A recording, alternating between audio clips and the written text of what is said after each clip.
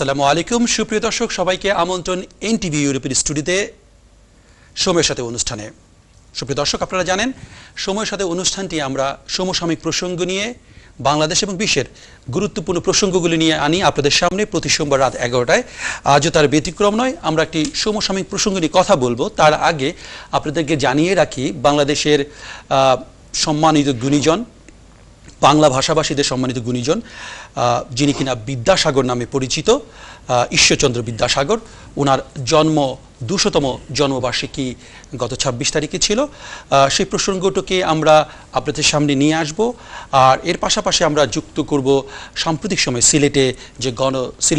সিলেটের এমসি কলেজে যে গণধর্ষণের শিকার হয়েছে একজন স্ত্রী, একজন নারী, সেই বিষয়টিকে নিয়ে উত্তপ্ত সিলেট সহ গোটা দেশের পরিস্থিতিতেও দেখা গেছে যে ধর্ষণের ঘটনাগুলো ঘটে চলেছে ক্রমাগত, এবং নারী সেক্ষেত্রে নিপীড়িত হচ্ছে, নির্যাতিত হচ্ছে। সেই প্রসঙ্গগুলো নিয়ে কথা বলবো। সেই কারণে আজকে আমরা শিরোনাম রেখেছি ঈশ্বরচন্দ্রের 200তম জন্মবার্ষিকী এবং গণধর্ষণে যুক্ত ছাত্রলীগের কর্মীরা। আপনারাও যুক্ত হতে পারেন। স্ক্রিনে দেখানোর যে নাম্বারটি রয়েছে সেই নাম্বারে ফোন করে আমাদের সাথে যথারীতি আলোচনায় যুক্ত হতে পারেন, প্রশ্ন রাখতে পারেন, মতামত দিতে পারেন। আমরা আপনাদের মতামত গভীরভাবে চিন্তা করব এবং মূল্যায়ন করার চেষ্টা করব। এছাড়াও আমাদের ফেসবুকে লাইভ যেটা রয়েছে সেখানেও আপনারা আপনাদের মতামত রাখতে পারেন। এর বাইরেও আমাদের এনটিভির সময়ের সাথে যে ইমেল অ্যাড্রেস রয়েছে সেখানেও আপনাদের মতামত দিতে পারেন, রাখতে পারেন। আশা করি আমাদের সাথে যুক্ত হবেন। এই মুহূর্তে আমাদের সাথে সম্মানিত 4 জন অতিথি যুক্ত রয়েছেন। আমরা সবাইকে আপনাদের সাথে পরিচয় করে দিচ্ছি। আমার সাথে স্টুডিওতে যুক্ত আছেন শাহ জান্নাত সুলতানা রুমি হক। উনি একাধারে শিক্ষক, কবি এবং কলামিস্ট। আসসালামু আলাইকুম রুমি আপা। Thank you for inviting me here. Thank you Rumi আপা, আপনাকে এত রাতে কষ্ট করে আসার জন্য। আমাদের সাথে আরও যুক্ত আছেন ভিপি খসরুজ্জামান খসরু, আওয়ামী লীগ নেতা। আসসালামু খসরু ভাই, শুনছেন? হ্যাঁ, আমি শুনতে পাচ্ছি। আশা করি আপনারা শুনতে পাচ্ছেন। সবাইকে শুভ সন্ধ্যা, আর ইনশাআল্লাহ কথা হবে। আসসালামু আলাইকুম। আপনাকেও আমন্ত্রণ আলোচনায়। সাথে আছেন শামীম আহমেদ, ভাইস প্রেসিডেন্ট বাংলাদেশ জাসদ। শামীম ভাই, আপনাকেও আমন্ত্রণ, শুভেচ্ছা।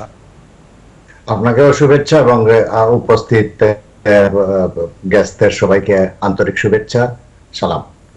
ধন্যবাদ। সবশেষে রয়েছেন জান্নাত আক্তার শিমলা, প্রাক্তন সহসভাপতি জাতীয়তাবাদী ছাত্রদল, জাহাঙ্গীরনগর বিশ্ববিদ্যালয় এবং ধর্ষণ বিরোধী আন্দোলনের নেত্রী। শিমলা, আপনাকেও স্বাগতম। আসসালামু আলাইকুম।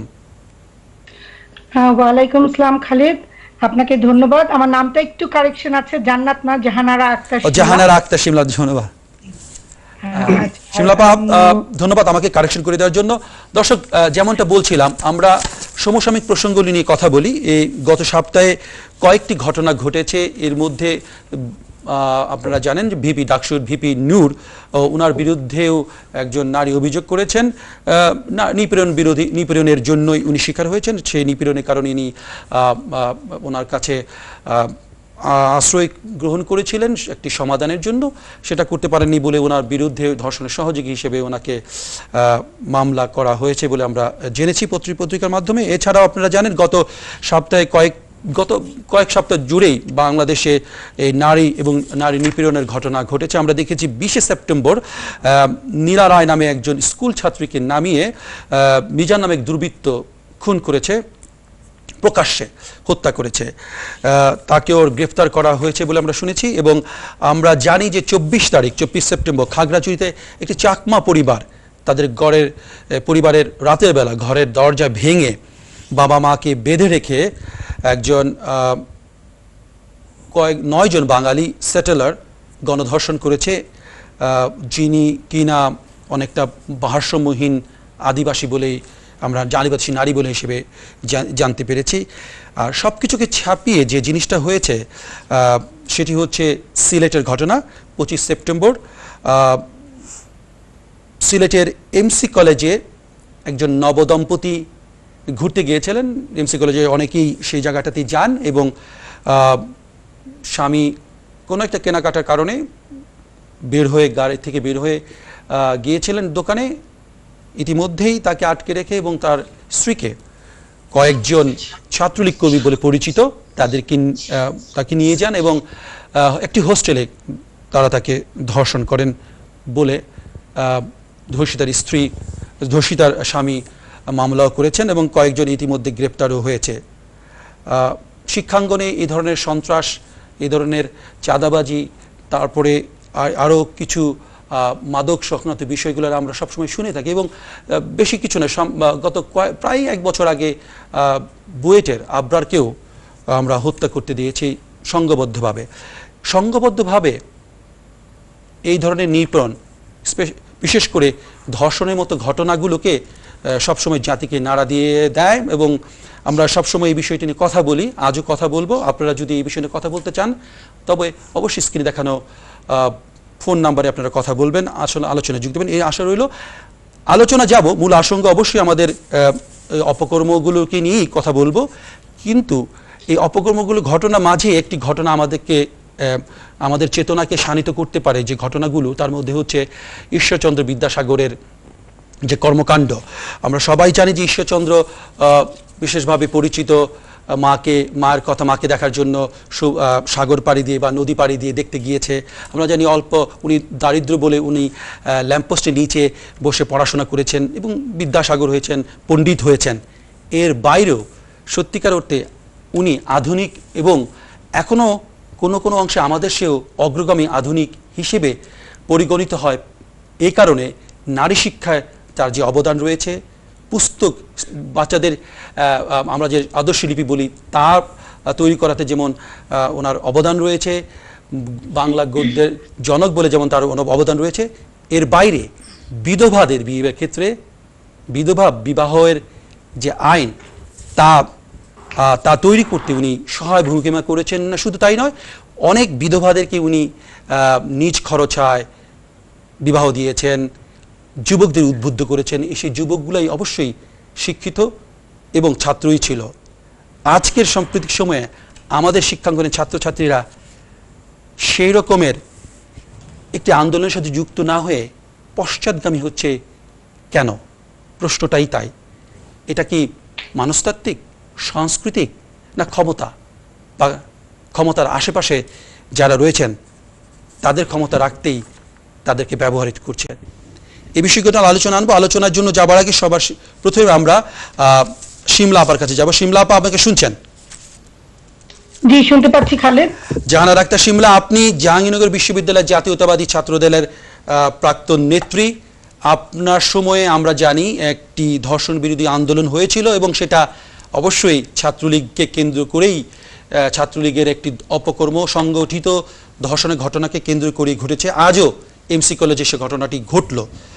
এই দুটোর মধ্যে আপনি কি ধরনের সামঞ্জস্য খুঁজে পান? এই বিষয়টা দিয়ে শুরু করি। ধন্যবাদ খালেদ আমাকে সর্বপ্রথম ফ্লোর দেওয়ার জন্য। তবে যেহেতু আজকের বিষয়টা হচ্ছে ধর্ষণ এবং ঈশ্বরচন্দ্র বিদ্যাসাগরের 200তম জন্মবার্ষিকী, তো সেই উপলক্ষে আমি ওনার প্রতি বিনম্র শ্রদ্ধা জানিয়ে আমার বক্তব্য শুরু করতে চাই। তার কারণ আজ থেকে 200 বছর আগে যার জন্ম হয়েছিল এবং উনি আমাদেরকে যে পথ দেখিয়েছিলেন, নারী স্বাধীনতা কিংবা মানবাধিকারের যে পথ উনি দেখিয়েছিলেন, সেখান থেকে আজকের 20 শতাব্দীর 2020 সালে শেষে এসে আমরা কি দেখছি?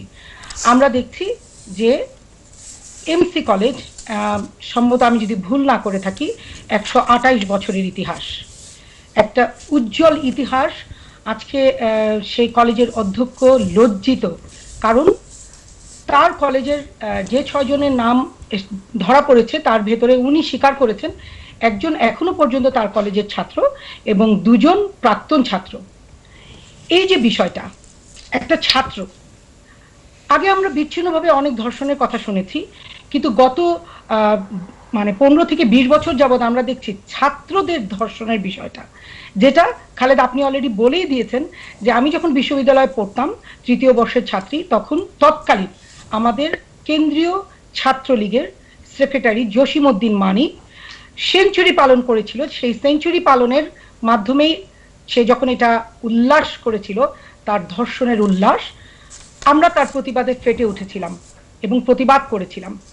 যখন আমরা প্রতিবাদ করেছিলাম, আমরা কিন্তু ছাত্র প্ল্যাটফর্ম থেকে প্রতিবাদ করেছিলাম। আমরা কোনো দল দেখিনি, কোনো মত দেখিনি, সবাই একত্রিত হয়ে প্রতিবাদ করেছিলাম। কিন্তু অল্প কিছুদিনের মধ্যেই সেই প্রতিবাদে ভাঙন দেখা দেয়। সে ভাঙনটা কোথা থেকে আসে? ছাত্রলীগের, আমি বলবো না সমগ্র ছাত্রলীগ, ছাত্রলীগের বেশ বড় একটা অংশ আমাদের কাছ থেকে আলাদা হতে শুরু করে। কারণটা আমরা যখন উদ্ঘাটন করি তখন দেখি যে উপর মহল থেকে তাদের কাছে নির্দেশ আছে এবং তারা আস্তে আস্তে আমাদের কাছ থেকে আন্দোলন থেকে দূরে সরে যায়। যে মেয়েটি ধর্ষিত হয়েছিল, যাকে কেন্দ্র করে, সে আমারই ব্যাচমেট, যাকে কেন্দ্র করে আমাদের সমস্ত তথ্য পাওয়া এবং সবকিছু করা, সে কিন্তু আমাদেরই ফ্রেন্ড, আমাদেরই বান্ধবী ছিল। এবং সেখান থেকে সে কিন্তু কোনো দলের ছিল না, সে সাধারণ ছাত্রী। সেখান থেকে যখন আমরা জানতে পারলাম যে উপর মহলের প্রেশারের কারণে ছাত্রলীগের নারীরা এবং পুরুষরা আস্তে আস্তে আমাদের কাছ থেকে আলাদা হতে শুরু করলো, আমরা আরো তীব্র প্রতিবাদে ফেটে উঠেছিলাম তখন। এবং তখন থেকে এই পর্যন্ত 1998 সালের ওই ঘটনার থেকে যদি আমি শুরু করি, যে আমার ধর্ষণ বিরোধী আন্দোলনের প্রাতিষ্ঠানিক রূপ, সেই 1998 সাল থেকে আজকে 2020, আপনি দেখেন 22 বছরে আপনি যদি দেখেন, আমি বলবো না ছাত্রলীগের কর্মী ছাড়া বা অন্যরা ছাড়া কেউ ধর্ষণ করছে না, করছে, কিন্তু এই 22 বছরে ছাত্রলীগ সংগঠনের যে সকল ছাত্ররা এই ধর্ষণের সঙ্গে জড়িত আছে, আপনারা যদি দেখাতে পারেন একজনকে সেই রকম ভাবে দৃষ্টান্তমূলক শাস্তি দিয়েছে প্রশাসন, আমরা মনে একটু হলেও শান্তি পেতাম। কিন্তু 22 বছরে দেখিনি কোনো ধর্ষকের শাস্তি হয়েছে, সেটা যে কারণেই হোক, যেভাবেই হোক, হচ্ছে। এটাই কিন্তু কথা। আপনি যদি শুরুতে গোড়ায় কোনো একটা অন্যায়কে প্রতিহত করতে পারেন, ব্যাপার না, আপনি আপনার দলের একজন যদি অন্যায় করে, শিমলাপা, আমরা আসলে এই বিষয়টা আপনাকে আবারও এই বিষয়গুলো আরো বিস্তারিত আলোচনা করব। আমরা তার আগে আরেকজন অতিথির বক্তব্য শুনে আসি। আপনাকে আমি আবারও, আপনি যে যা বলা ছিল বিচারহীনতার যে সংস্কৃতি, সে বিষয়টা আমরা আসলে একটু বিস্তারিত আলোচনা করি। তার আগে আসলে ঘটনা একটু জানার চেষ্টা করি।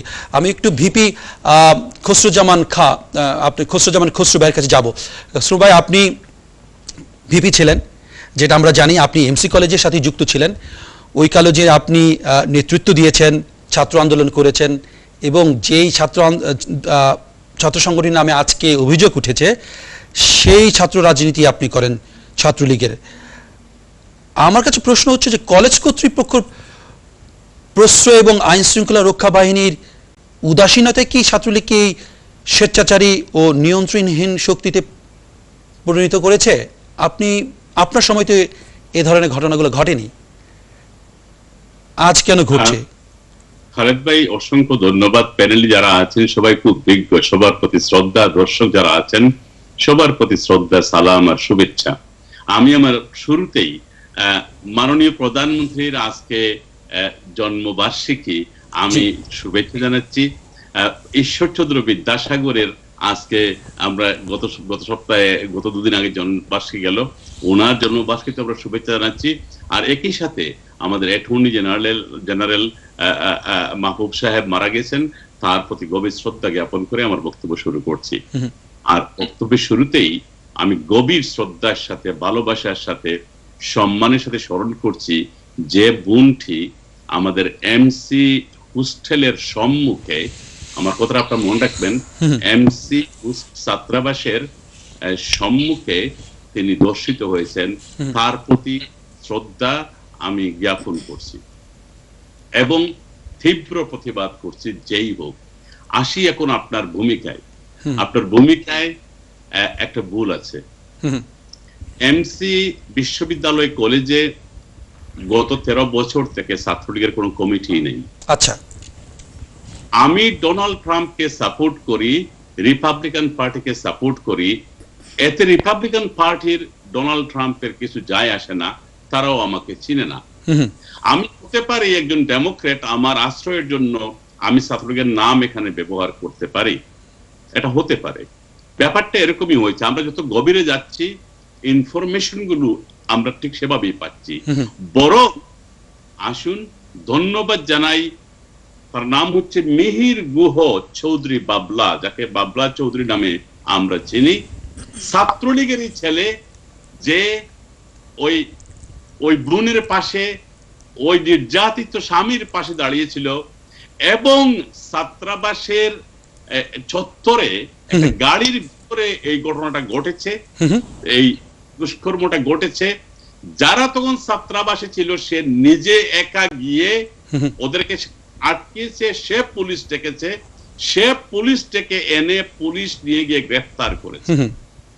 বিষয়টা হচ্ছে এটা, আমরা এটাকে সর্বপ্রথমই ওই এলাকা টিলাগড় এলাকায় এমসি বিশ্ববিদ্যালয় কলেজের ছাত্রলীগের যথেষ্ট পপুলারিটি আছে, তাই সাথে সাথে বদনামটা ছাত্রলীগের গাড়ে আমরা চাপিয়ে দিতে চাইছি।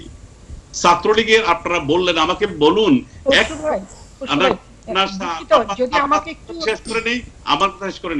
আপনারা বলুন যে ছাত্রলীগের কোন পদ ধারণ করে? সে কি ছাত্রলীগের সাধারণ কর্মী? সে কি কোন এক্সিকিউটিভ মেম্বার যারা দর্শনটা করেছে? আসুন আমরা সমালোচনা করি আমার এই 128 বছরের যে গর্বিত ঐতিহ্যবাহী প্রতিষ্ঠান, সেখানে বা সেখানের পাশে যে যে যে ন্যাক্কারজনক ঘটনাটা ঘটেছে, সে লজ্জা রাখার জায়গা আমাদের নেই, সেই কুপ্রকাশের জায়গা আমাদের নেই।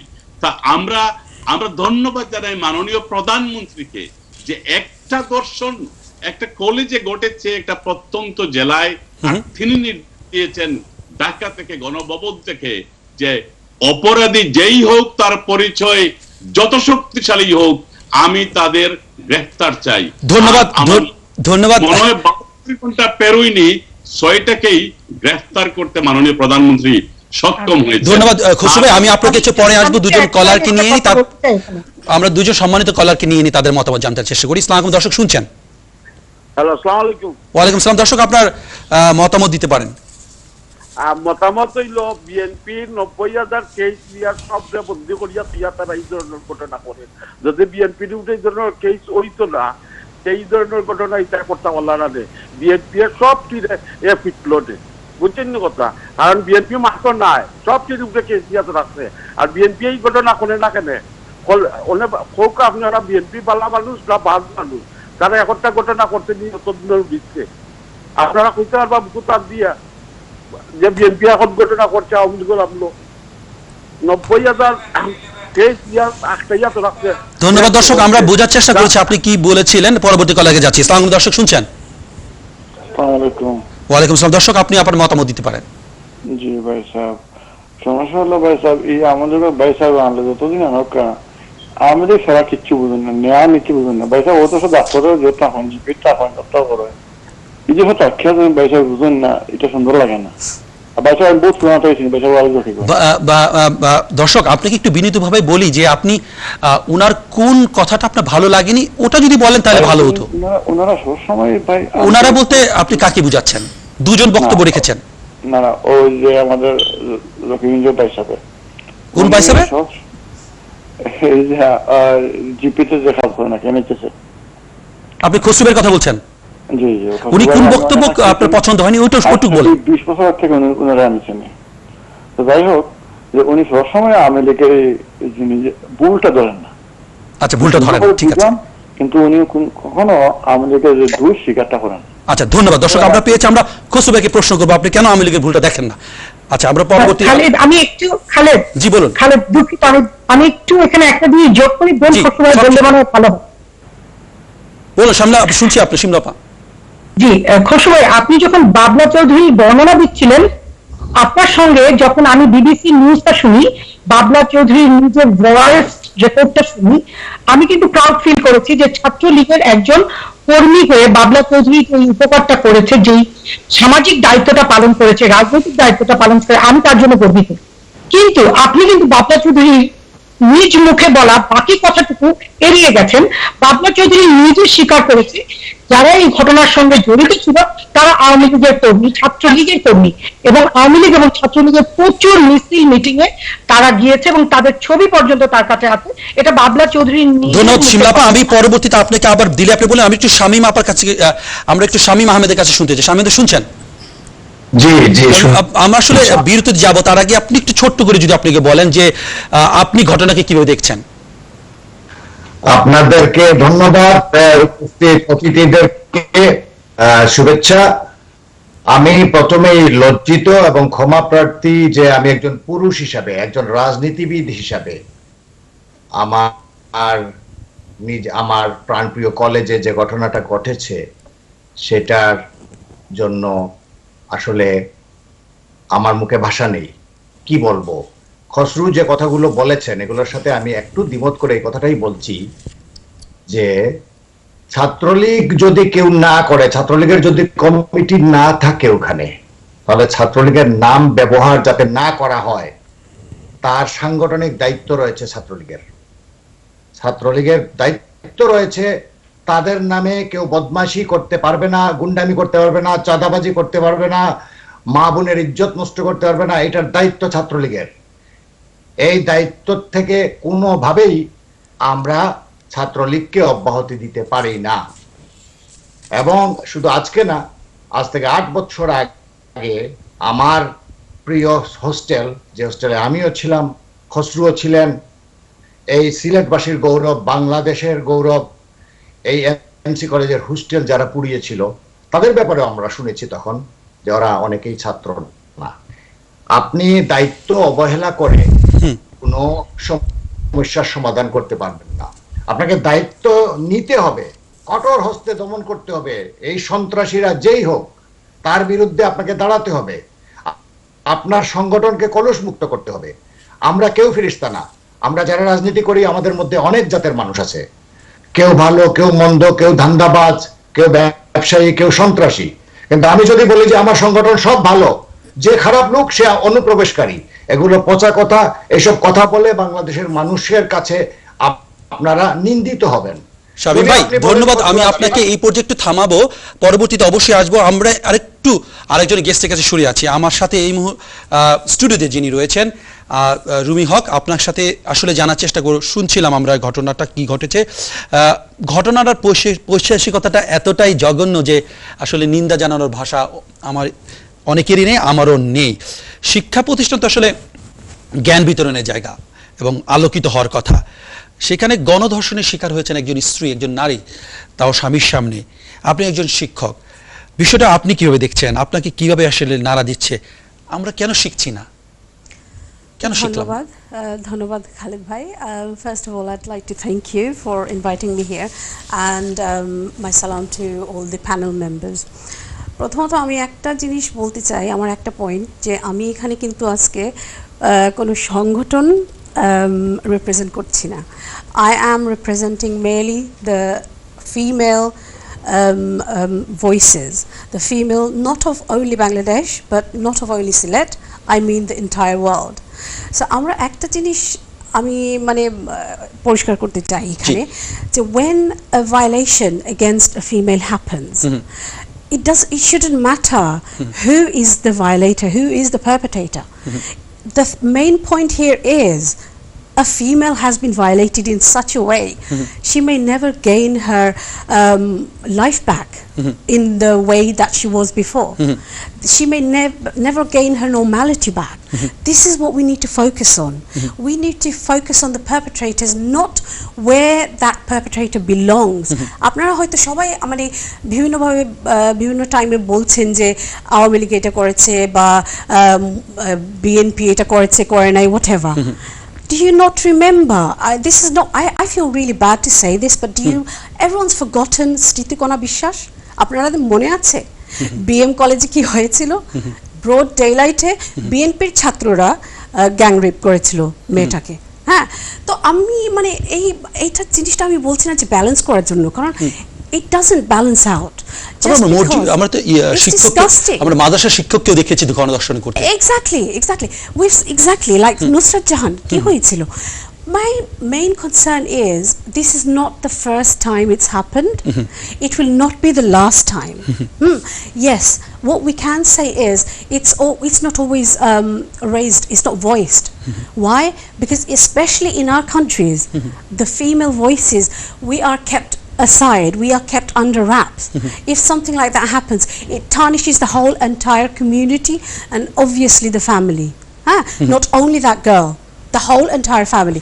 Now this is why it doesn't happen.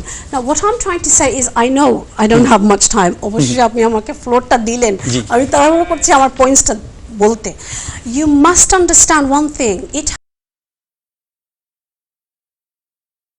destitute. It knows no political parties. It knows no কি বলবো শিক্ষা boundaries, knows no class, ধর্ম বর্ণ কিছুই. But how we handle it is the main thing. How have we handled it? সত্যি খুব interesting পয়েন্টে আপনি আসছিলেন। আমি আসলে জানার চেষ্টা করব যে বিরতির পরে আপনার কাছে ফিরবো যে কেন জিনিসটা হচ্ছে আর কিভাবে আমরা এটা হ্যান্ডেল করতে পারি। দর্শক আপনারা কি মনে করেন? বিরতিতে যাচ্ছি, বিরতির পরে অবশ্যই সাথে থাকবেন, কথা বলবো এই বিষয়টা কিভাবে সরাতে পারি আমরা।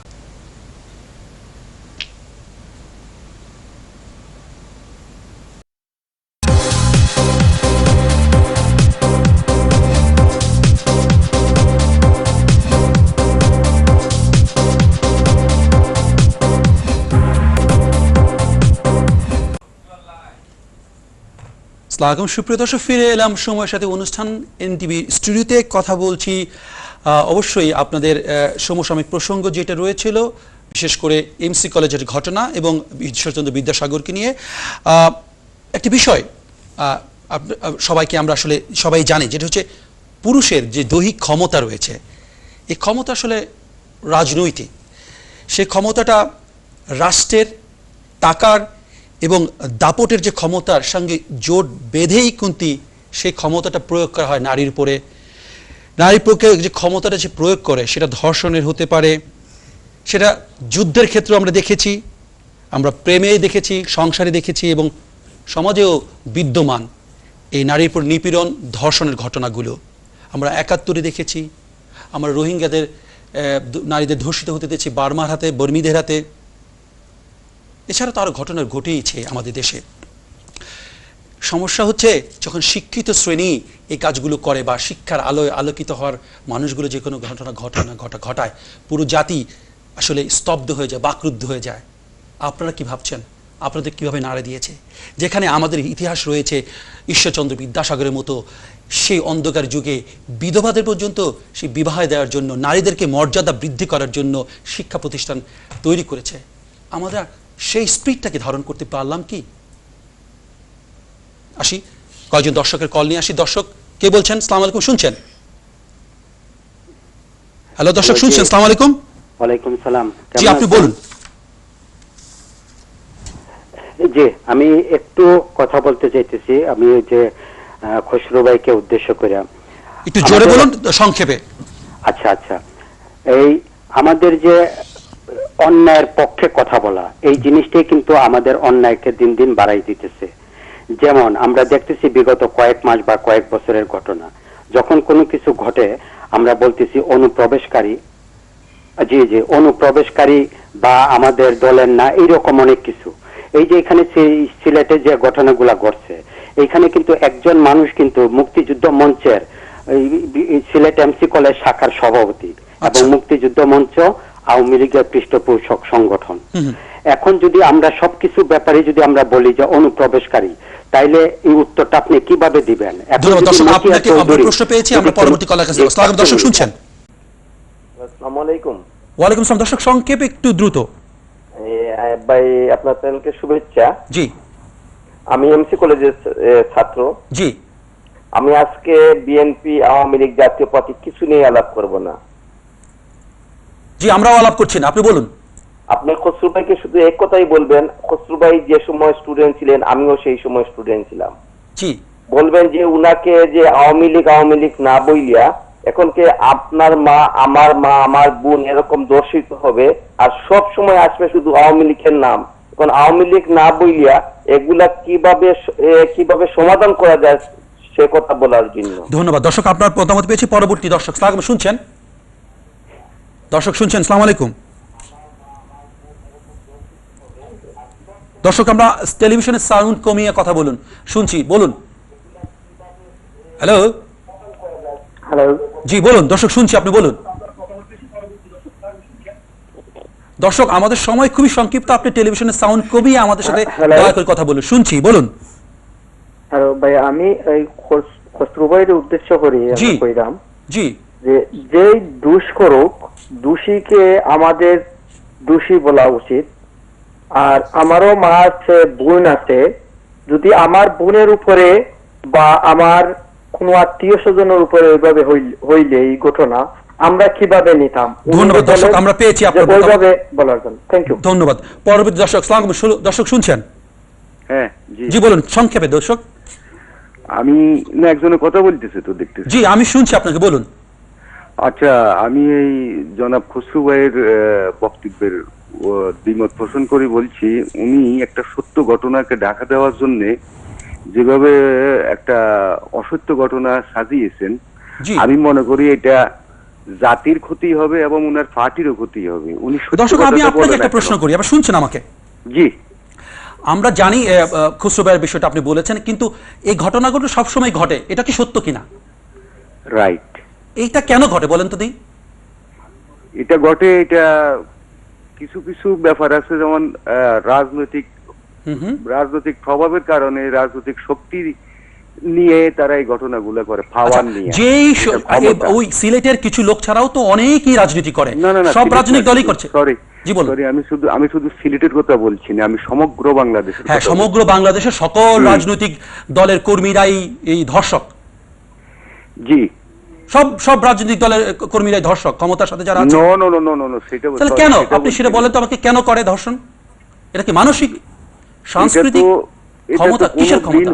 এটা তো কোনোদিন হইতে পারে না, কিন্তু এটা করে যারা, তারা হয়তো তাদের ক্ষমতার কারণে করে। একজন রিকশাওয়ালা যদি এগুলা করতে যায়, সে কিন্তু ভয় পাবে। আর যারা কোনো এক ক্ষমতার আন্ডারে বা কোনো এক পলিটিক্যালের আন্ডারে থাকে, তাদের কাছে এটা কোনো ব্যাপারে না যারা মনে করে। ধন্যবাদ দর্শক, আমরা বুঝতে পেরেছি। আমরা আলোচনায় ফিরবো, অনেক দর্শক রয়েছে, আমরা এই মুহূর্তে নিতে পারবো না, একটু আলোচনায় ফিরবো। রুমিয়া আপা, আপনাকে দিয়ে আসলে শেষ করেছিল, আপনাকে শুরু করি, আপনি শেষ করতে পারেন নাই। তার পাশাপাশি আমি একটু আপনার কাছেই জানতে চাই, ঘটনাগুলো ঘটছে, আপনি নিজেও বলেছেন এটা শেষ না, কেন ঘটে? এটা কি মনে হয় কি আপনার ধারণা পুরুষতান্ত্রিক মানসিকতা, নাকি সামাজিক অবক্ষয়, মূল্যবোধের অভাব, কোনটা? It's a huge question. আপনি মানে আমাকে এমন একটা কোয়েশ্চেন করলেন, এটার মানে সারা রাত আমি আপনাকে কিছু সংক্ষেপে বলুন আমাদেরকে। কিন্তু আমি যা বলবো যে প্রথমত it's to do with our mentality. হ্যাঁ, মানসিকতা। হ্যাঁ, তারপর how we actually see our both sides of the coin, the male and the female, the power struggle এটা আছে। তারপর বলতে হবে যে সমাজে আমরা কিভাবে how are we actually rearing our children, পরিবার একটা বিষয়। পরিবার মেইন বিষয়টা হচ্ছে পরিবার। এইখানে যখন একটা মেয়ে আর একটা ছেলে আপনার পরিবারে থাকে, how do you treat both of these children? When I say equality, I don't mean equal ekdom mane equal to male and female, equal in its own differences, in its based on gender or whatever, yeah. Kintu equality in the difference according to a need. তখন আপনি এখন ধরেন আপনি মানে একটা মেয়েকে আপনি বললেন যে এইটা করতে পারবে, ছেলে এটা করতে পারবে না, তখন সবসময় দেখা যায় কি আমাদের সাউথ এশিয়ান পরিবারদের মানে ক্ষেত্রে আমি বলছি, when we are rearing two children, boy and a girl, সবসময় প্রাধান্যটা দেওয়া হয় কিন্তু ছেলেটাকে। সবসময় তাকেই বলা হয় তুমিই সব, তোমারই শক্তি, তোমারই সব, মানে when it comes to financial dependency, সম্পত্তি বলেন, everything, what do the females get? So automatically male is growing up thinking I am the superior power. এখন আমরা সবাই কিন্তু মানুষ, এটা অবচেতন মনেও হয়ে থাকতে পারে। এক্স্যাক্টলি, it just subconsciously হয়ে যায় এটা, and it's been happening যুগ যুগ ধরে। এখন আমরা বলছি যে Vidyasagar 200 years ago he had such a forward thinking mind. How are we regressing here? We are not progressing, we're regressing. How is that happening? Well, that is happening because when power gets to our mind, তখন আমরা কিন্তু মানে পশু হয়ে যাই। We don't see, যেমন ধরেন I'm not targeting any political parties here. They're all the same for me, to be honest. No, ব্যক্তিগত আমি কোনো টার্গেট করছি না, but what I tend to see in our South Asian specially families, যে একটু যদি আপনার শিক্ষা, একটু আপনার টাকা হয়ে যায়, তখন কিন্তু আর মাটিতে পা পড়ে না। তখন আপনার ছেলেমেয়েরা কিভাবে বড় হচ্ছে, তাদেরকে সবসময় বলা হয় you are better than them. কারণ সাংস্কৃতিক একটা বৈষম্য দেখতে পাই আমরা। Exactly, and how we kind of differentiate, class differentiate. যদিও দেখেন আপনি ধর্ষণ কিন্তু এমন একটা মানে crime, it knows no boundaries, no class, no education, it happens everywhere. And another thing, do you not see, like পাহাড়ে যখন একটা মেয়ের সেদিন একটা মেয়ের আদিবাসী মেয়েটার যে ধর্ষণ হলো রাতের অন্ধকারে ঘরে দরজা ভেঙে, those women are seen like they're not even female, they're not even human. ওইরকম মানে মিডিয়াও একটা কিন্তু হিউজ ব্যাপার এখানে আছে। এই মানে আমাদের মেইনল্যান্ডের বেঙ্গলি যখন একটা কিছু করে, specially when there's a political parties involved, they make it a huge political game শুরু হয়ে যায়। This is how I see, মানে this is my own individual viewpoint, এবং যা আমি শুনি, আমি তো তেমন একটা আপনার মতো রাজনৈতিক দলগুলোরও কিছু মানে দায়িত্ব পড়ে যায় তাদের চেতনার মধ্যে, তাদের কর্মসূচির মধ্যে নারীকে বৈষম্যের শিকার না করা। সাথে সাথে আপনি বললেন না না those guys don't belong to my party, that is ridiculous. ধন্যবাদ রুমি আপা, আমি আপনার কাছে আরেকবার ফিরবো। আমি একটু আমাদের শামীম ভাইয়ের কাছে, শামীম আমাদের শুনছেন? জি ভাই। শামীম ভাই, আপনার কাছে আসলে স্পেসিফিকলি কোনো মানে প্রশ্ন না, আমি কিছু ভূমিকা দিয়ে আপনার কাছে আসতে চাই। আপনিও আসলে কিভাবে মনে করেন এই ধরনের বাস্তবতা, এই ধরনের পৈশাচিকতা থেকে আমরা বেরোয় আসতে পারবো? এখানে বিদ্যাসাগর কতটা প্রাসঙ্গিক বলে আপনার মনে হয়, আপনি যদি আলোচনায় রাখেন? ধন্যবাদ আপনাকে। বিদ্যাসাগরের আজকে 26 তারিখ ছিল 200তম জন্মদিন। বিনম্র শ্রদ্ধা জানাচ্ছি। তিনি ছিলেন একজন মানবতার প্রতীক। আজ থেকে 200 বছর আগে এই মানুষটি বিধবাদের দুঃখ কষ্ট দেখে উনি বুঝতে পেরেছিলেন যে পুরুষ শাসিত সমাজের যে নির্যাতন, নারীর উপর যে নির্যাতন, সেই নির্যাতনের বিরুদ্ধে উনি দাঁড়িয়েছিলেন। তিনি ছিলেন সেই যুগের একজন বিপ্লবী। এই মানুষটি নারীর শিক্ষা, বিধবা বিবাহ সহ যেসব আন্দোলন করেছিলেন, সেই সব আন্দোলন থেকে আজও আমরা অনেক পিছিয়ে আছি। আজকে আমরা ম্যাটেরিয়ালিস্টিক মানে জীবনে আমরা গাড়ি চাই, বাড়ি চাই, আমাদের মধ্যে যে এথিক্স, যেটা এথিক্স, যে ভোগবাদী ব্যবস্থায় আমরা আছি, আমরা বাস করছি। আমি অনেক ছোট যখন আমরা সবাই পড়েছি, শকুন্তলা পড়েছি, আমরা ঈশ্বরচন্দ্র বিদ্যাসাগর নিয়ে অনেক কথা বলতে পারি। এটার সাথে প্রাসঙ্গিক হচ্ছে আজকের বাংলাদেশের যে ঘটনাগুলো ঘটছে। আমি একটা জিনিস বুঝি, সেটা হচ্ছে যে একজন নারীকে ধর্ষণ করা মানে মানবতাকে ধর্ষণ করা।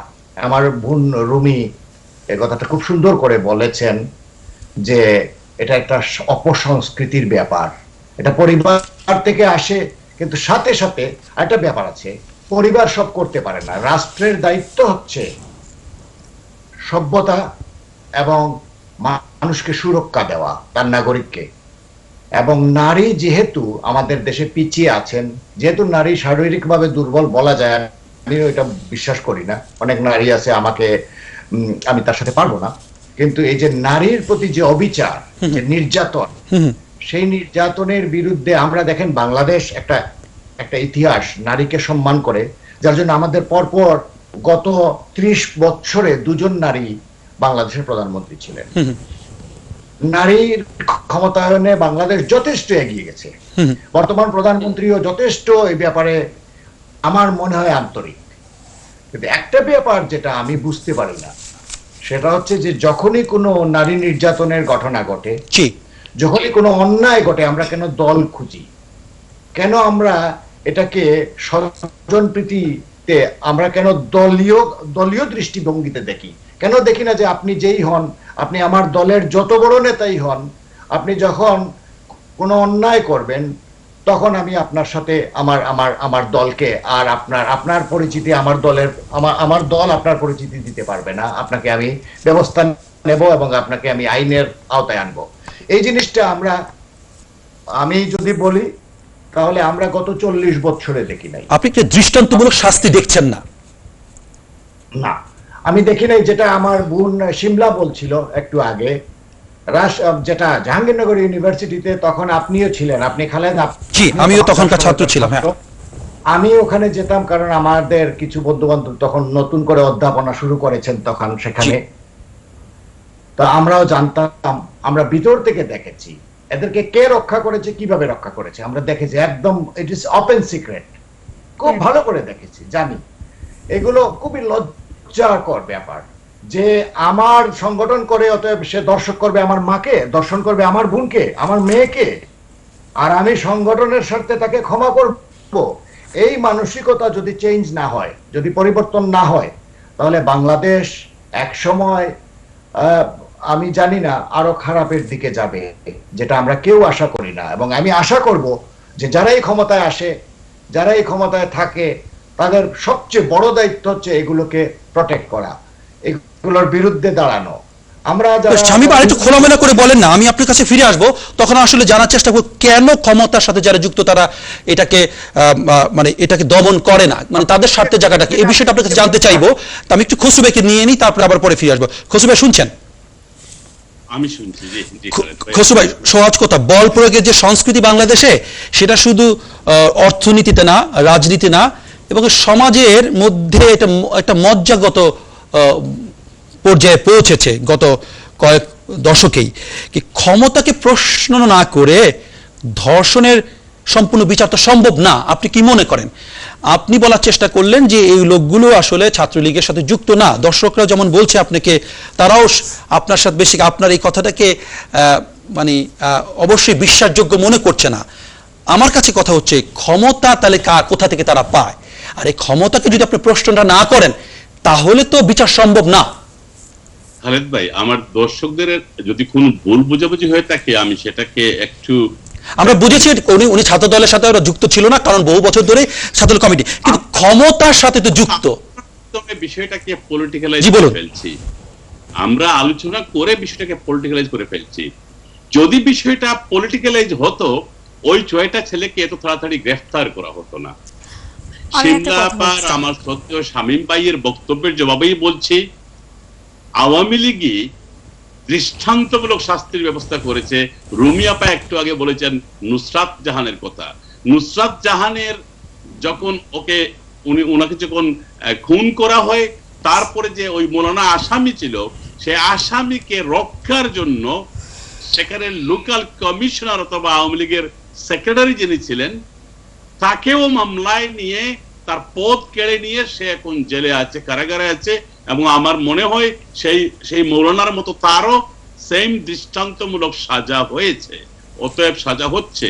আর আওয়ামী লীগ এবারও প্রমাণ করেছে, এই 2 দিনের ভিতরে 6টা রেপিস্টকে ধরে প্রমাণ করেছে আওয়ামী লীগ, যদিও আওয়ামী লীগের হয়েও থাকে, আওয়ামী লীগ তাদেরকে কোনোভাবেই আশ্রয়। খসরু ভাই, রুমি আপা আপনাকে একটা প্রশ্ন করতো। খসরু ভাই, রুমি আপাকে একটা প্রশ্ন করতো। আমরা গত 2 দিনে একটা পাওয়ার দেখিয়েছি। বিশ্ব মুরারিয়ান যারা আছি, আমরা দলমত নির্বিশেষে এটাকে কন্ডেম করেছি, আমরা প্রতিবাদে ফেটে উঠেছি। আমাদের কাছে আমাদের একটা বোন দর্শিতা হয়েছে, একটা মা দর্শিতা হয়েছে। খসরু ভাই, খসরু ভাই আপনাকে একটা প্রশ্ন করবেন আমাদের রুমি আপা, আপনি প্রশ্ন শুনুন। খসরু ভাই, অল গুড এন্ড ওয়েল, আপনি বলছেন যে কন্ডেম করছেন এভরিথিং, ওরা আওয়ামী লীগের সাথে জড়িত না, that's fantastic. Frankly speaking, I am not even interested in that.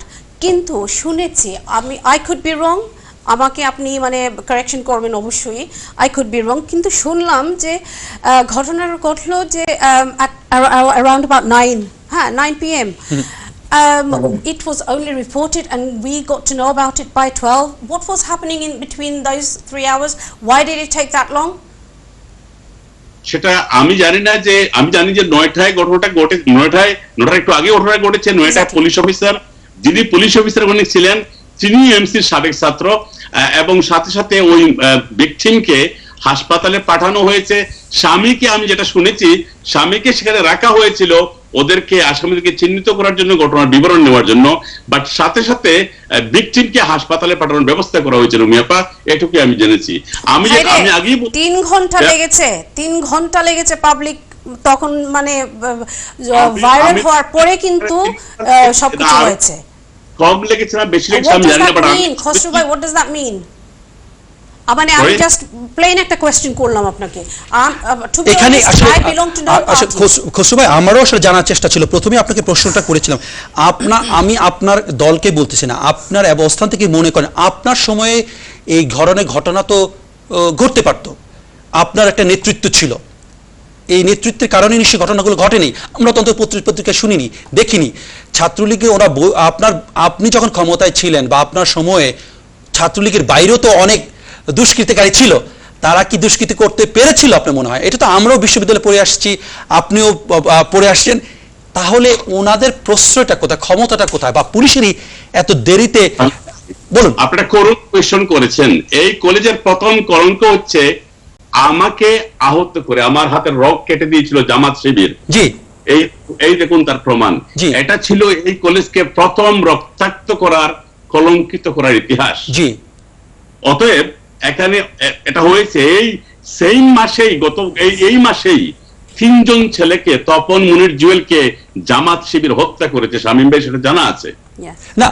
সেখানে তো প্রশ্ন হচ্ছে খসরু ভাই, ওনারাও তো ক্ষমতা প্রয়োগ করেছে নাকি না? না, দেখুন ব্যাপারটা, হ্যাঁ ওনারা ক্ষমতা জামাত ইসলাম তখন ক্ষমতায় ছিল না, তবে তখন এরশাদের সহযোগিতায় সেটা করেছিল তারা।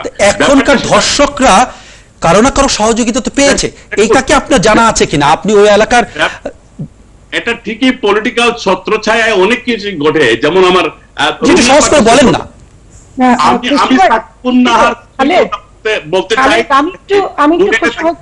আচ্ছা খসরু ভাই, আমি একটু শিমলা আপার কাছে শুনে আসি, শিমলা আপা বলতে চাচ্ছে। শিমলা বলুন। খসরু ভাই, আপনি দেখেন, আপনি যখন কথা বলছিলেন, আপনার কথার প্রসঙ্গগত কারণেই যখন জামাত শিবিরের কথা এসছে, আপনি ইমোশনালও হয়ে গেলেন কিছুটা দেখলাম, এবং সাথে সাথে আপনি কিন্তু নিজ মুখেই স্বীকার করলেন যে জামাত শিবির তখন এরশাদের সহায়তায় কাজটা করেছে। এবং দেখেন, আমি যখন বলেছি, আমি কিন্তু বলেছি গত 22 বছরে দৃষ্টান্তমূলক শাস্তি আমি দেখিনি। আপনি আপনার কথার থেকে যে নুসরাতের ঘটনার যে আপনি উদাহরণ দিয়েছেন, এবং আমি বলবো রুমি আপা যে বললো 3 ঘন্টা কেন লেগেছে, কারণ এখানে মিডিয়া এবং জেনারেল পাবলিক ভূমিকা রেখেছে। যখন মিডিয়া এবং জেনারেল পাবলিক ভূমিকা রাখে তখন বাধ্য হয় কিছু কিছু কাজ করার জন্য। এটা আমি অস্বীকার করব না যে একেবারেই হয়নি, কিছু তো হয়েছে। কিন্তু আপনি যদি এখন বলেন যে আপনি বারবার প্রথম থেকে এই পর্যন্ত বারবার বলতে চেষ্টা করেছিলেন যে হ্যাঁ এটা হয় আপনার দলের না বা কিছু, বাট আপনি দেখেন যখন আপনার প্রসঙ্গটা এসছে তখন আপনি কিন্তু নির্দ্বিধায় বলে দিয়েছেন এরশাদের ক্ষমতা বলে জামাত শিবির এটা করেছে। ব্যাপারটা কিন্তু ঠিক তাই খসরু ভাই। আমি যখন কোনো নারী ধর্ষিত হয়েছে শুনি, আমি মনে করি আমি একজন নারী হিসেবে আমার ব্যর্থতা, আমি নিজেও ধর্ষিত, এই ফিলিংস আসে বলেই কিন্তু আমি কথা বলি। আপনি, আমার মনে হয় না আমার 22 বছর রাজনৈতিক জীবনে আপনি কোথাও খুঁজে পাবেন যে আমার দলের কেউ কোনো ধরনের কোনো অঘটন ঘটিয়েছে এবং আমি সেটা স্বীকার করিনি, আমি মিডিয়াতে স্বীকার করিনি। তার কারণ কি, আমি চাই আমার দলকে আগে পরিষ্কার করতে, এবং যেদিন থেকে আমরা প্রতিটা রাজনৈতিক দল এই কাজটা করবো, আমার দলকে আগে পরিশোধিত করি, আমার নিজেকে পরিশোধিত করি, আমার পরিবারকে পরিশোধিত করি, সেদিন থেকে আপনি দেখবেন এই ধরনের ঘটনা ঘটবে না। আর আমি শোনেন, আমি কাউকে ডিফেন্ড করতেও আসিনি, কাউকে অ্যাটাক করতেও আসিনি। আপনি, আমি কিন্তু ডিফেন্ড করছি না, আমি আপনার কথাটাই দেখি, আমি আপনাকে লিঙ্ক আপ করেছি। মানে ব্যাপারটা কিন্তু এমন, যখন আপনার নিজের গায়ে পড়বে, সবিরানির কথা প্রকাশ্যে তার মায়ের সামনে কিভাবে দর্শন করেছিল বিএনপির ছাত্র দলের ছেলেরা, তার আমি এর জন্যই বলেছি, আমি কিন্তু আমাকেই বলেছি কিভাবে আপনারা প্রকাশ্যে বিএনপির ছেলেরা দর্শন করেছিল। আমি বলতে চাইনি বাগেরহাটে 23 জন মহিলাকে একসাথে কিভাবে গ্যাংরেপ করেছিল বিএনপির ছেলেরা। আপনি চাননি ব্যক্তিগতভাবে আক্রমণ করতে। এই কথাটাই আমি বলছিলাম শিমলাপান খসরু ভাই, এই কথাটাই আমি বলছিলাম। বিএনপি, ছাত্রলীগ, ছাত্রদল, জামাতি, that's not a factor. ওরা করলে কি এখন চলমান রাখতে হবে? That's what I'm saying, that's not a factor. আমরা যেমন স্মৃতিকণাকে ভুলতে পারবো না, আমরা সেম ওয়েতে তনুকে ভুলতে পারবো না, আমরা সেম ওয়েতে নুসরাতকে ভুলতে পারবো না, আমরা কাউকেই ভুলতে পারবো না। এক্স্যাক্টলি। And now এই পলিটিক্যাল গেমটা যে আপনারা শুরু করেন, মিডিয়া শুরু করে, আপনারা সাথে সাথে নাচ শুরু করেন, এটা বন্ধ করেন আপনারা। এইটা আপনারা বন্ধ করেন। এই পলিটিক্যাল গেমস আপনারা সবাই খেলছেন। এই আলোচনা আমরা একটু শামীম ভাই আপনার কথা শুনে আসি। আপনি তো বর্ষিয়ান রাজনীতিবিদ, আপনারা এই বিষয়টা কি আপনি বলেন। আমি একটা কথা বলতে চাচ্ছি, সেটা হচ্ছে যে এখানে কথাটা কোনো দল নিয়ে আসে নাই, এটা দল নিয়ে কথা বলা উচিত না। কথাটা হচ্ছে যে যারা দায়িত্বে থাকে, আপনারা একটা জিনিস ভুল বুঝতেছেন। আমার ছোট ভাই খসরু হয়তো আমাকে সঠিকভাবে বুঝে নাই। সেটা হচ্ছে আমি এটা ছাত্রলীগ বা আওয়ামী লীগ বা বিএনপি এইসব বলি নাই। আমি যেটা বুঝাতে চাচ্ছি সেটা হচ্ছে যে যার যে দায়িত্ব তাকে তা পালন করতে হবে। সেটা হচ্ছে খেলার মাঠে রেফারিকে দায়িত্ব পালন করতে হবে। আজকে ক্ষমতায় আওয়ামী লীগ, রাষ্ট্র পরিচালনা করছেন আপনি, আপনাকেই তো দায়িত্ব পালন করতে হবে। চাইলেও দায়িত্ব নিতে পারবে না। আপনার সেই জিনিসটাই আপনাকে বুঝাতে চাইছি খসরু। এখানে ছাত্রলীগ ভালো আর আমরা সবাই ফেরেশতা খারাপ আর আমরা ফেরেশতা এমন কোনো কথাই না। আপনি যে মনির জুয়েল তোপনের কথা তুলে যে সিদ্ধান্ত ইয়েটা দিলেন, ওরা আমার সংগঠনের লোক ছিল। আপনি জানেন আপনার উপর আক্রমণ করে ওরা এটা প্রতিবাদ করতে গিয়েছিল, তখন এরশাদ সাহেব ক্ষমতায় ছিল। এখন এরশাদ সাহেবের দলের যদি ক্ষমতার তারা যদি ইনফ্লুয়েন্সটা না থাকতো তাদের উপর, তাহলে তারা ওইটা করতে পারতো না। আপনি নিজে সাক্ষী এটার। তারা ছাত্রলীগকে ছায়া হিসেবে ব্যবহার করেছে। আমরা এই জিনিসটা বুঝাতে চাচ্ছি। আমরা বলি নাই যে ছাত্রলীগ এটা করবে। ছাত্রলীগ নিশ্চয়ই বলে দেয় নাই কাউকে, আওয়ামী লীগ নিশ্চয়ই বলে দেয় নাই, প্রধানমন্ত্রী শেখ হাসিনা নিশ্চয়ই বলে নাই তার ছেলেদেরকে যে তোমরা এইসব করো। উনি নিশ্চয়ই এগুলো পছন্দ করে না। আমি যেটা বলতে চাচ্ছি ভাই, সেটা হচ্ছে আমরা কোনো দলকে দোষারোপ করার জন্য আসি নাই। আমরা বলছি দায়িত্বটা পালন করতে হবে। এবং যখনই আপনারা যে কোনো দল, আমার দল আপনার দল মুখের দল তো মুখের দল সেটা না। শামীম ভাই দুঃখিত, আমি আপনার একটা বিরতিতে যেতে হবে। বিরতির পরে এসে আপনাকে দিয়ে আবার শুরু করব। দর্শক আপনারা কি মনে করেন, ক্ষমতাকে কি প্রশ্ন করতে হবে এই ধরনের অপকর্মগুলোকে সত্যিকার অর্থে দৃষ্টান্তমূলক বিচার করার ক্ষেত্রে নাকি না? প্রশ্ন রেখেই এই পর্বে শেষ করছি। একটু অপেক্ষা করুন, ফিরে আসছি।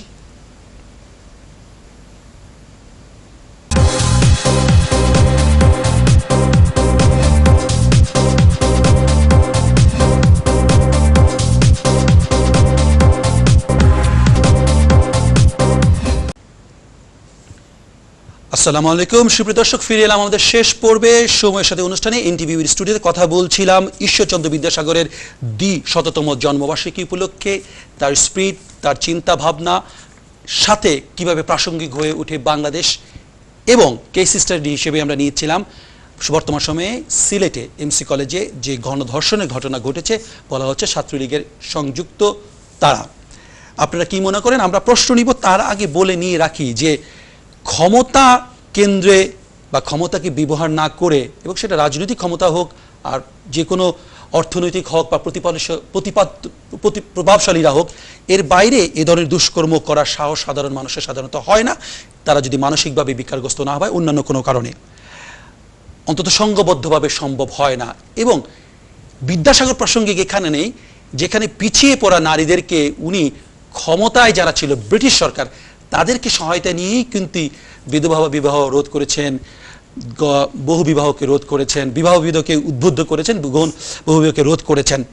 আমাদের ক্ষমতাশীলরা আসলে কি সেই জায়গা থেকে কোনো শিক্ষা নিচ্ছেন, বা আমরা কি এত আধুনিক হয়েও কেন এই স্পিরিটটাকে ধারণ করে বহু বিদ্যাসাগর হয়ে উঠছে না, বা বিদ্যাসাগরের মতো সময় যেসব শিক্ষার্থী তাকে সহায়তা করেছে এমন শিক্ষার্থী আমরা বিদ্যালয়গুলোতে পাচ্ছি না কেন? কি মূল্যবোধের অভাব, নাকি সামাজিক অবক্ষয়, না সাংস্কৃতিকভাবে আমরা অনেক পিছিয়ে পড়েছি, যেটা বিদ্যাসাগর আপলিফ্ট করার চেষ্টা করেছিলেন, তুলে ধরার চেষ্টা করেছেন? আপনাদের মতামত নিব। স্ক্রিনে দেখানো স্ক্রিনে দেখানো যে নাম্বার রয়েছে সেখানে আপনারা মতামত নিতে পারেন, সেই নাম্বারে ফোন করে। দর্শক রয়েছেন, স্বাগতম। দর্শক শুনছেন? দর্শক জি বলুন, আপনার মতামত সংক্ষেপে দিবেন দর্শক। জি আসসালামু আলাইকুম। আপনাকে এবং আমার এখানে শামীম ভাই আছেন এবং স্বাধীন দর্শক সংক্ষেপে বলুন প্লিজ। হ্যাঁ, না আমি এটাই দেখতেছি আপনাদের প্রোগ্রাম, আজকে 2 দিন থেকে দেখতেছি যে মানে যারাই আসে আপনি বলে যে এরা ছাত্রলীগের নাই, ভাবলাম এরা ছাত্রলীগের নাই বলো, বুঝছেন? জি আমরা বলার চেষ্টা করছি এটা। হ্যাঁ, কিন্তু এইখানে যারা হোস্টেলে ছিল এখান থেকে তো অন্য এই মুহূর্তে ক্ষমতাসীন দল আওয়ামী লীগ পাওয়ার থাকতে অন্য কোনো দল এসে এখানে থাকতে পারবে না, এবং প্রিন্সিপালের পারমিশন যে এটা দিয়ে, কিন্তু এটা নিশ্চয়ই তারা আওয়ামী লীগের সাথে একটা ক্ষমতাসীন দলের সাথে একটা কানেকশন আছে, কর্তৃত্বই তারা আছে, অথবা প্রশাসনের সাথে যুক্ত ছিল, বা বলা হচ্ছে যে প্রশাসনের অনুমতি নিয়েই তারা ওখানে ছিলেন। না, এবং শুধু এটা না, প্রিন্সিপাল সাহেব যে বলছেন উনি জিম্মি আছেন, এই কথাকে কেন বললেন? কারণ উনি যোগ্যতা এখানে আসেন নাই, উনি আসেন এই মানে তার ইয়ে ধরে, বুঝছেন, আওয়ামী লীগের কারো সম্পর্কে উনি আসছে এখানে, এই জন্য তাদের কথা মানতে হয়, বুঝছেন, এটাই হয়েছে বাস্তবতা, এইটাই। ধন্যবাদ দর্শক, আমরা মতামত পেয়েছি, আলোচনা যাব। পরবর্তী দর্শক শুনছেন। আসসালামু আলাইকুম। হ্যালো, আসসালামু আলাইকুম দর্শক খুব সংক্ষেপে। জি, এখানে আপনারা যারা বসেন আপনাদেরকে উদ্দেশ্য করে বলছি, এবং আমাদের ক্ষমতায় যারা আছেন তাদের উদ্দেশ্য করে বলছি। বলুন দর্শক, শুনছি। জি, আমার কথা হলো এইটাই যে যে কোনো ইনসিডেন্ট হয় না কেন বাংলাদেশে, যে কোনো দল থেকে হয় না কেন, কোন দলেই আমরা মানে কোনো গ্যারান্টি দিতে পারবো না কোনো মানুষকে, তাই না? জি।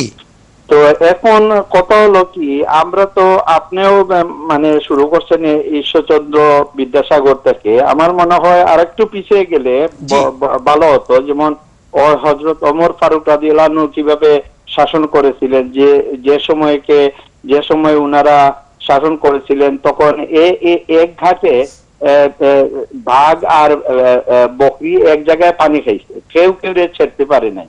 এই ধরনের ইয়েছে। তো আমরা যদি বড় বড় যদি মনে করেন ঈশ্বরচন্দ্র বিদ্যাসাগর কি করছেন, যা করছেন আলহামদুলিল্লাহ, বাট আমার মনে হয় একটু পিছনে গেলে দেখা যাবে যে আমাদের প্রিয় নবী সাল্লাল্লাহু আলাইহি সাল্লাম কিভাবে আমাদেরকে শিখাইছেন, দিন শিখাইছেন। আমরা আসলে দিন থেকে অনেক দূরে, যার কারণে আজকে আমরা এই গণদর্শনের শিকার হইতেছি। আর আপনারা অফেন্স করবেন না প্লিজ, যে কোনো দল থেকেই হোক না কেন, কেউ কাউরে গ্যারান্টি দিতে পারবে না, তাই না? আর আমার কথা হইলো, বড় কথা হলো যে যদি আইনে যারা আপনার কথা আমি বুঝলাম, আমি আপনাকে দুটো প্রশ্ন করি, আপনি আমাকে একটু বলেন। হ্যাঁ জি, যে আমরা কেউ কাউকে গ্যারান্টি দিবে এটা তো আমরা গ্যারান্টি কারোর কাছে চাচ্ছি না, কিন্তু ঘটনাটা ওই গ্যারান্টি যাকে দিব না সে কেন করবে এটা একটু বলতে পারেন? আপনার একটা প্রশ্ন আমরা পেয়েছি, দিন থেকে অনেক দূরে, আর কি কি থেকে দূরে উনি? হ্যাঁ, এখন কথা হইলো কি, আমরা দিন থেকে দূরে থাকার কারণে আমরা আজকে যে আমাদের এই যে আইন শৃঙ্খলা যারা দেশে সংরক্ষণ করতেছেন বা দেশে মানে আইন শৃঙ্খলা বাহিনী বুঝতে পেরেছে, আর জি, আর বিচার বিভাগ তারা যদি আজকে শুনেন, একটা সেকেন্ড প্লিজ, আমি এটা ক্লিয়ার করে লই। যে দরকার যে আমাদের প্রত্যেকটা ইনসিডেন্টে আমরা শিক্ষা নেওয়া উচিত যে এই ধরনের ইনসিডেন্ট কেন হচ্ছে। জি, সেটা তো জিজ্ঞেস করছি আপনাকে। আর সেটা কিভাবে বন্ধ করা যায়, কিভাবে রোধ করা যায়, সেটা যদি আমরা যদি এক এক ধাপে যদি এটারে আইন মানে কড়াকড়ি ভাবে নেওয়া যায়, আমার মনে হয় আস্তে আস্তে এইগুলা বাংলাদেশে যথেষ্ট সুন্দর নারী নির্যাতন রয়েছে, জি, তারপরে হচ্ছে না। ধন্যবাদ দর্শক, আপনার মতামত পেয়েছি, আপনি দেখতে থাকেন। আমরা এই বিষয়টা নিয়ে এখন আলোচনা করব। এই পর্বের মূল আলোচনার বিষয়টি আসলে আমরা রাখতে চাইব কিভাবে এই বিষয়টাকে আমরা উত্তরতে পারি। আমি প্রথমেই শিমলা আপার কাছে যাব। শিমলা আপা শুনছেন? হ্যাঁ, থ্যাংক ইউ খালেদ। শিমলা আপা, আপনাকে আসলে প্রশ্ন করার কিছু নাই, বিষয়টা জি কিভাবে আমরা এ থেকে উতরে যেতে পারি। আমাদের কথা প্রসঙ্গে অনেকগুলো বিষয় চলেই এসছে, যে আমাদের সামাজিক অবক্ষয়, পারিবারিক শিক্ষা, ধর্ম এবং রাষ্ট্রীয় দায়িত্বহীনতা এবং বিচারহীনতা। জি, কিন্তু আমি স্পেসিফিক ভাবে সেই 98 সাল থেকে এখন পর্যন্ত, এবং যদি তুমি আমার ফেসবুক স্ট্যাটাসটা দেখে থাকো, গতকালকে আমার জন্মদিন ছিল, আমি আমার জন্মদিনে একটা স্ট্যাটাস দিয়েছিলাম যে সকালবেলায় মনটা খারাপ, কারণ হচ্ছে যখন আমি দেখলাম এমসি কলেজের এই ঘটনায়, এবং আমি চাই ধর্ষকের শাস্তি হোক, তাদেরকে নপুংসক করে দেয়া। কারণ একটা নারী যখন ধর্ষিত হয়, সে প্রতিদিন ধর্ষিত হয়, প্রতিদিন তার মৃত্যু হয়, যতদিন পর্যন্ত সে বেঁচে থাকে। তাহলে কেন সেই পুরুষটা, যেই পুরুষটা ধর্ষণ করছে, তার কেন এমন মৃত্যু হবে না, তার কেন এমন সামাজিক শাস্তি হবে না? আপনি জেলে দিচ্ছেন, জেল থেকে সে বের হয়ে আসতেছে, জেলের ভিতরে সে আরাম করছে, জেলের ভিতরে সে অনেক ধরনের ভোগবিলাসিতা করছে, এমনও নজির আছে। এটা আমাদের দেশের প্রেক্ষাপটে, বিশেষ করে বলছি এশিয়ান প্রেক্ষাপটে এটা আছে। ওয়ারএস আপনি যদি একটু খেয়াল করেন, আমি স্পেসিফিক একটা একটা আর্টিকেলস এর কথা বলতে চাই, যেটা হচ্ছে 20 জুলাই 2020-এ এসছে। আপনার আর্টিকেলসটার নাম হচ্ছে countries where castration is a punishment for rapist। এই আর্টিকেল যে লিখেছেন ওনার নাম হচ্ছে ইস্টউড ক্রিশ্চিয়ান। আপনি যদি এই আর্টিকেলটা পড়েন, সেখানে দেখা যাচ্ছে যে ইন্দোনেশিয়া, চেক রিপাবলিক, ইভেন দ্য ইউক্রেন এবং ইউএসএ তে অনেকগুলো স্টেটসে এই ট্রিটমেন্টটা চলছে ধর্ষণের পানিশমেন্ট হিসেবে। তাদেরকে মেডিকেলি তাদেরকে ইনজেকশন দিয়ে, মেডিসিন দিয়ে তাদেরকে নপুংসক করে দেয়া হচ্ছে। এই ধরনের দৃষ্টান্তমূলক শাস্তি যখন আমরা তৈরি করতে পারবো, অবশ্যই প্রিভেনশন করতে হবে সামাজিক দিক থেকে, পারিবারিক দিক থেকে, রাষ্ট্রীয় দিক, কিন্তু পাশাপাশি সেই রকম কঠোর আইন এবং সেই কঠোর আইনের প্রয়োগ, আপনি যখন এই ধরনের কঠোর আইনের প্রয়োগ করতে পারবেন, আজ যদি ইন্দোনেশিয়া করতে পারে, ইভেন তো আজ আমি যদি ভুল না করে থাকি, ইউক্রেনে 1966 সাল থেকে এইটার প্র্যাকটিস হয়। 1966 সাল থেকে ইউক্রেন এই শাস্তির প্র্যাকটিস করছে, ওয়ারেজ ইন্দোনেশিয়া, মালয়েশিয়া এরা নতুন অ্যাডাপ্ট করেছে এই শাস্তিগুলো। কেন আমরা এই ধরনের শাস্তিতে যেতে পারি না এবং কেন সেটা আমরা ইমপ্লিমেন্ট করতে পারি না? কারণ রাষ্ট্রের যে দায়িত্বহীনতা, অবশ্যই রাষ্ট্রের দায়িত্বহীনতাকে স্বীকার করতে হবে। সেটা যে দল যখন ক্ষমতায় থাকে প্রত্যেককে স্বীকার করতে হবে। এবং আমার আজকে মনে হয় যে যখন আমি যদি মনে করি একজন নারী হিসেবে একটা ধর্ষিত নারী আমার সামনে আসা মানে হচ্ছে আমি ধর্ষিত, তাহলে কেন একজন রাষ্ট্রপ্রধান এবং রাষ্ট্রের যারা বড় বড় ক্ষমতায় নারী আজকে অধিষ্ঠিত, বাংলাদেশের অনেক জায়গায় নারীর ক্ষমতায়ন হয়েছে, নারীরা অনেক এগিয়ে গেছে, তবুও রেপ বন্ধ হচ্ছে না, বরং এখন আগে এককভাবে রেপ হতো, এখন গণধর্ষণ। সীমাপা সময় থাকলে আপনার কাছে আবার ফিরবো আশা করি। আমরা একটু সংক্ষেপ শামীম আহমেদকে শুনে আসি। শামীম আহমেদ শুনছেন? আমার এইটাই বক্তব্য, আমি চাই যে ধর্ষণের জন্য শাস্তি হওয়া উচিত, যে তাদেরকে নপুংসক করে দেয়া, যাতে চিরকাল এই শাস্তিটাকে ভোগ করে মৃত্যুর আগ পর্যন্ত। ধন্যবাদ, ধন্যবাদ। আমি আবার চাইলে ফিরে আসতে পারি আপনার কাছে। শামীম আহমেদ শুনছেন? জি শুনছি। আপনার কাছে আসলে প্রতিকারের কি বিষয়টা জানার চেষ্টা করব, তার সাথে একটু যুক্ত করে দেই ওই ঘটনা। শামীম ভাই আমি আসলে একটু জানার চেষ্টা করছি। আমি আসলে আজকে বেশি উৎসাহী আমার বোনদের কাছ থেকে শোনার ব্যাপারে। শামীম ভাই আপনার কাছে একটু আলাদা প্রশ্ন আছে, এর সাথে যুক্ত করবো। আসলে হচ্ছে কি, আপনি তো এমসি কলেজে ছিলেন, বর্তমানে এমসি কলেজের আসলে কি পরিস্থিতি? আমরা দেখলাম দর্শক যেমন বললো যে অসহায়ত্ব প্রকাশ করেছে অধ্যক্ষ। অসহায়ত্ব প্রকাশ কেন করবেন? উনি যদি ওই দায়িত্বে গেলেন, কেন সে দায়িত্ব রাখতে না পারবেন?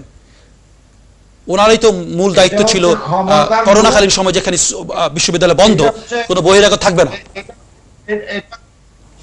এটা হচ্ছে যে তার বিবেকের অবক্ষয়, ক্ষমতার লোভ এবং কাপুরুষতা। এই ধরনের কাপুরুষরাই আজকে বাংলাদেশে, আমি আবারও বলছি, এটা কোনো সরকার নিয়ে বলছি না, এইসব কাপুরুষরাই বাংলাদেশের বিভিন্ন জায়গায় আজকে অধিষ্ঠিত। শুধু রাষ্ট্রকে দোষ দিলে হবে না, এইসব কাপুরুষ যারা যারা তৈলমর্দনের মাধ্যমে বিভিন্ন জায়গায় বিভিন্ন গুরুদায়িত্ব পাচ্ছে, এই লোক, আমি তো পরিষ্কারভাবে বলতে চাই যে এমসি কলেজের প্রিন্সিপালকে প্রথমেই গ্রেফতার করা উচিত, এই হলের সুপারিনটেন্ডেন্টকে প্রথমেই গ্রেফতার করা উচিত, কারণ তাদের নিরাপত্তা বাহিনীর দুজন কর্মীকে তারা বহিষ্কার সাসপেন্ড করেছে। দেখেন দুর্বলের উপর। শামীম ভাই আপনি একটু আরেকটু খোলামেলা করে বলেন না, এই অধ্যক্ষ ক্ষমতায় অধিষ্ঠিত হলেন কিভাবে? আজকে আওয়ামী লীগের থেকে, স্থানীয় আওয়ামী লীগকে বলা হচ্ছে যে ওই অধ্যক্ষকে অপসারণের কথা। তাহলে অধ্যক্ষকে সরকারের কোনো, আমরা তো দেখি না বিশ্ববিদ্যালয়গুলোতে নিয়োগ পায় ক্ষেত্রে রাজনৈতিক প্রভাব ছাড়া। তো সিলেটের রাজনীতিতে কি ধরনের রাজনৈতিক প্রভাব আছে যা কিনা ছাত্রকে প্রভাবিত করে? এটা আপনি একটু খোলামেলা বলতে পারেন? আমরা তো দেখলাম কয়েকটা সিন্ডিকেট আছে ওখানে। আমি খোলামেলা বলছি, দেখেন আমরা খুব অবাক হই, আমরা একসময় রাজনীতি করতাম, আজকে যখন দেখি ছাত্রলীগের অমুক গ্রুপ, করিমুল্লাহ গ্রুপ, সলিমুল্লাহর গ্রুপ, তখন বলি যে এই গ্রুপগুলো কিসের জন্য? এগুলো কি চুরি ডাকাতি করার জন্য নাকি সন্ত্রাস করার জন্য? এই ছাত্র দলেও তাই ছিল বা আছে। যাই হোক, এগুলো দিয়েই হচ্ছে যে স্থানীয় রাজনীতিবিদরা প্রভাব বিস্তার করে বিভিন্ন জায়গায়, ব্যবসায়িক স্বার্থে, ক্ষমতার স্বার্থে। আজকে যে অধ্যক্ষ যে কথাটা বলেছেন, সেটা একটা কাপুরুষতার লক্ষণ। উনি এই অভিভাবক, এই বিদ্যালয়ের অভিভাবক, এই বিদ্যালয়ের অভিভাবকের বোঝা উচিত যে তার মেয়ের উপর এই ধরনের অত্যাচার হলে উনি কি করতেন। যে লোকের ক্ষমতা নেই মৃত্যুর সম্মুখে দাঁড়ানো তার মাকে রক্ষার জন্য, তার বোনকে রক্ষার জন্য, সেই ধরনের অপদার্থ লোকের তো দরকার নেই এ ধরনের একটা প্রিন্সিপালের দায়িত্ব পালন করার। এবং এটাও সত্য যে রাজনৈতিকভাবে তাদের উপর প্রভাব বিস্তার করা হয়, তাদের সাথে গুন্ডামি করা হয়, তাদের সাথে বেয়াদবি করা হয়, এটাও সত্য। প্রত্যেকটা জিনিসই সত্য এবং এটার সমস্ত কিছুর দায়িত্ব কিন্তু রাষ্ট্রের। রাষ্ট্রকে ন্যায় বিচার প্রতিষ্ঠা করতে হবে, রাষ্ট্রকে সামাজিক ন্যায় বিচারের দিকে যেতে হবে, সামাজিক আন্দোলন গড়ে তুলতে হবে। আমরা যখনই সামাজিক আন্দোলন তখনই যদি রাষ্ট্র একটা সেকেন্ড শিবলা আমি একটা সেকেন্ড শেষ করে দিচ্ছি। আজকে আমি সামাজিক আন্দোলন করছি এই ধরনের অন্যায়ের বিরুদ্ধে, কিন্তু যদি রাষ্ট্র আমাকে সেই সামাজিক আন্দোলনের প্রতিপক্ষ হয়ে দাঁড়ায় তাহলে তো আমি এই সামাজিক আন্দোলন করতে পারবো না। অতএব রাষ্ট্রের কাছে আমাদের অনুরোধ থাকবে, সমাজের সর্বস্তরের সমস্ত বিবেকবান মানুষের কাছে অনুরোধ থাকবে, দলমত নির্বিশেষে আসুন আমরা সবাই মিলে। ধন্যবাদ শামীম ভাই, আমি একটু খসরুজ্জামান যাব, আমাদের সময় একদম শেষ। খসরু ভাই খালিদ, আমি একটা লাইন শুধু অ্যাড করতে চাই শামীম ভাইয়ের সঙ্গে। শামীম ভাইয়ের সঙ্গে আমি প্রতিটা ক্ষেত্রে একমত পোষণ করলাম, শুধু একটা জিনিস অ্যাড করব, সেটা হচ্ছে আপনি যে বলেছেন যে যখন নাকি আন্দোলন করবে, প্রতিবাদ করবে, আর রাষ্ট্র যদি সেটা সহায়তা না করে, উল্টোটা করে, যেমন আপনি দেখেছেন এমসি কলেজের এই ঘটনায় যখন কোনো একটা রাজনৈতিক দল, ছাত্র দলের ছেলেমেয়েরা যখন রাস্তায় নেমেছে প্রতিবাদ করতে, পুলিশ তাদের উপর লাঠিচার্জ করেছে। ধন্যবাদ শিমলাপা, আপনাকে আমি সময় দিব, পরবর্তী আপনি বিষয়টা আনেন। আমরা একটু ভিপি খসরুজ্জামানের কাছে যাই। খসরুজ্জামান ভাই, আপনার কাছে অনেকগুলো প্রশ্ন এসেছে, আমি আপনাকে পরে দিব শিমলাপা, পরে দিব, আমি একটু আলোচনার শূন্য দিকে নিয়ে নিই একটু। খসরুজ্জামান ভাই, আপনার কাছে অনেকগুলো প্রশ্ন এসেছে, আপনি এগুলো পারলে উত্তর দিবেন, কিন্তু আমার একটা প্রশ্ন হচ্ছে যে বারবারই আমি বলছি যে সমাধানের সূত্রগুলো কি হতে, রাষ্ট্র অনেক চেষ্টা করছে, আমি দেখছি বর্তমান সরকারের অনেক সহায়তাও দেখতে পাচ্ছি, সাথে সাথে গ্রেপ্তার করার বিষয়টা আমরা দেখতে পেয়েছি, এরা ছাত্রদলের কেউ না বলে শুনেছি আমরা, কিন্তু স্থানীয় রাজনীতিতে যারা যুক্ত আছে তাদের ছত্রছায়ায় এই ধরনের ঘটনাগুলো ঘটছে কিনা বলে আপনি মনে করেন কিনা, আর আপনি কোনো সাজেশন করতে পারেন কিনা আমরা আসলে এই ধরনের নারী নিপীড়ন থেকে কিভাবে দূরে থাকতে পারি? থ্যাংক ইউ খালেদ ভাই। শামীম ভাই রেফারির কথাটা বলেছেন, আমার শিমলা আপা, রুমি আপা সবাই বলেছেন যে সরকারের একটা দায়িত্ব আছে। আমি সেই প্রেক্ষাপট থেকেই বলছি, এর আগে একটা উত্তর দিয়ে নেই। আমি দেখেছি সিলেট জেলা আওয়ামী লীগের সভাপতি সাধারণ সম্পাদক সাহেব, মহানগর আওয়ামী লীগের সভাপতি সাধারণ সম্পাদক এবং স্থানীয় নেতৃবৃন্দ যারা আছেন আওয়ামী লীগের, তারা সবাই কন্ডেম করেছেন। ইভেন জেলা আওয়ামী লীগের সভাপতি সাধারণ সম্পাদকের প্রেস রিলিজে লিখেছেন অধ্যক্ষ। আমি কথার সাথে সম্পূর্ণ একমত নই, সেটা আমার ব্যক্তিগত অপিনিয়ন। আমি বলি একটা জিনিস, যদি ভালো কাজের প্রশংসা আমরা না করি তাহলে ভালো কাজ কমে যায়। ওই 6টা ছেলেকে যদি গ্রেফতার করা না হতো মাননীয় প্রধানমন্ত্রীর নির্দেশে, স্থানীয় প্রশাসনের সহযোগিতায়, আমরা আজকেও চিল্লাইতাম যে ওদেরকে গ্রেফতার করা হোক। আমরা যে 2 দিনের ভিতরে মাননীয় প্রধানমন্ত্রীর নির্দেশে সাথে সাথে গ্রেফতার করা হয়েছে, আসুন একটাবার মাননীয় প্রধানমন্ত্রীকে এটার জন্য ধন্যবাদ আমরা দিচ্ছি আপনাকে, অবশ্যই প্রধানমন্ত্রী ধন্যবাদ পাচ্ছেন।